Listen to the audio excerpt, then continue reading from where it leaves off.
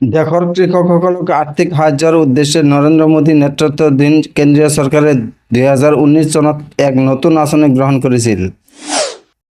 PM Kisan সন্মান নিধি নামৰ এই আঁচনিখনৰ জৰিয়তে কেন্দ্ৰীয় চৰকাৰে দেশৰ কৃষকসকলক যোগ্যতা অনুসাৰে আৰ্থিক সাহায্য আগবঢ়াই আহিছে।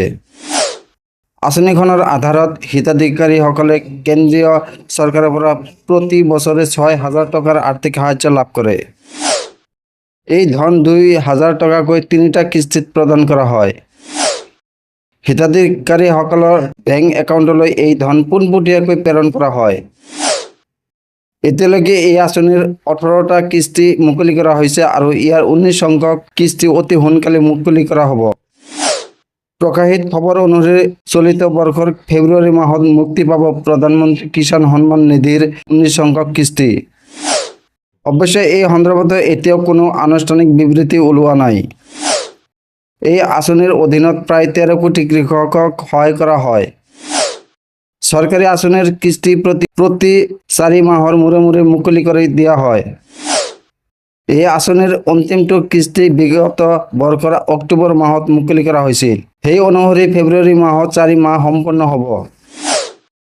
গতিকে ফেব্ৰুৱাৰী মাহত PM কিষাণৰ পৰৱৰ্তী কিস্তি মুক্তি পাব পাৰে বুলি কল্পনা কৰা হৈছে।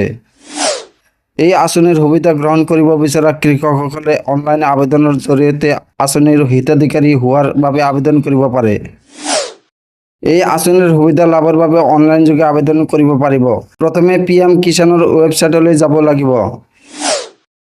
ইয়াৰ পিছত তাত থকা নিউ ফাৰ্মাৰ ৰেজিষ্ট্ৰেশ্যনত ক্লিক কৰক। ইয়াৰ পিছত আপুনি আধাৰ নম্বৰ, ৰাজ্য, জিলা আৰু অন্যান্য প্ৰাসংগিক ব্যক্তিগত তথ্য আৰু বেংকৰ তথ্য পূৰ কৰিব লাগিব।